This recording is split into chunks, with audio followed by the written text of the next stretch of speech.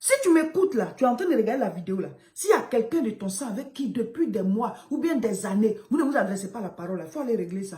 On ne sait pas quel jour on quitte la terre. Tu peux partir comme la personne aussi peut partir, on ne souhaite pas. Donc finalement, vous allez aller régler votre guéguerre devant le trône divin. On est qui, on ne peut pas se rabaisser. On est qui, on ne peut pas demander pardon. On est qui, on ne peut pas aller vers quelqu'un pour dire, ah, réglons les différents. On est frères, on est sœurs. Et souvent, vous avez le même sang.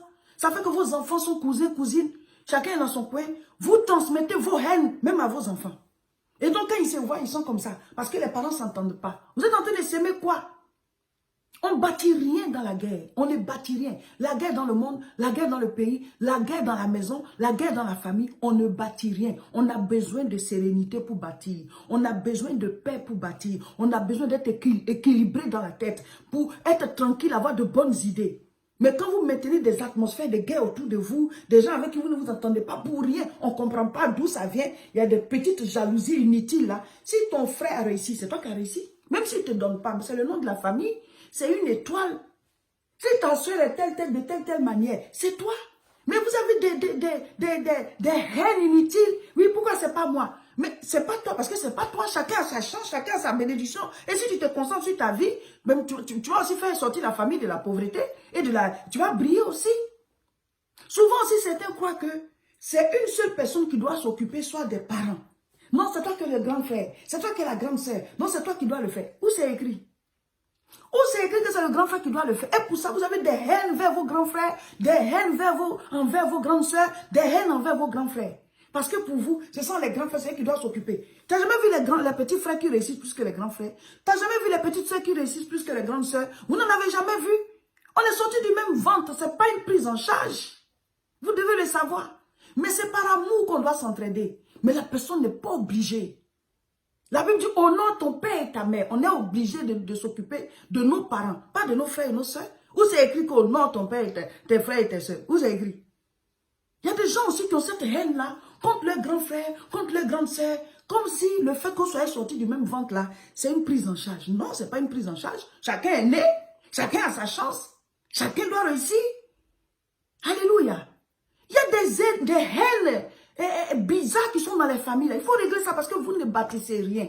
Toi qui as le cœur impur, là, si tu tombes sur la vidéo, il faut te mettre la parole de Dieu comme un miroir. Je ne suis pas en train de vous juger. Hein.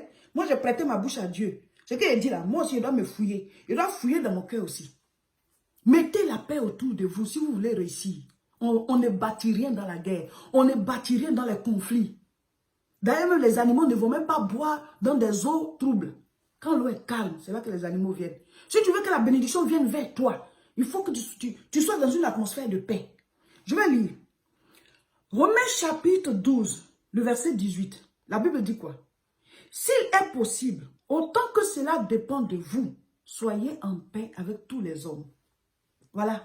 Deux conditions. S'il est possible, et autant que ça dépend de vous, soyez en paix avec tous les hommes. Aujourd'hui, on parle de maintenir une bonne relation, de bonnes relations familiales, la grande famille, parce qu'on a déjà parlé de la petite famille. Mais ici, nous on dit tous les hommes, ça dit que tous les gens de ton entourage là, maintiens la paix. Mais je reconnais qu'il y a des gens avec qui tu ne seras jamais en paix, quel que soit ce que tu vas faire. C'est pour ça que la Bible a précisé que s'il est possible, si ça dépend de toi, ça dit fais ta part. Maintenant, si malgré ce que tu as fait, la personne ne veut pas la paix, mais Dieu le juste juge, il le sait. Tu auras fait ta part. Vous comprenez? Mais souvent, vous ne voulez même pas quitter votre position, l'orgueil. Oui, la personne ne veut pas, moi aussi, je ne veux pas. Vous êtes dans votre coin. On ne sait pas quand chacun meurt. Hein? On ne souhaite pas, mais la mort, ça surprend.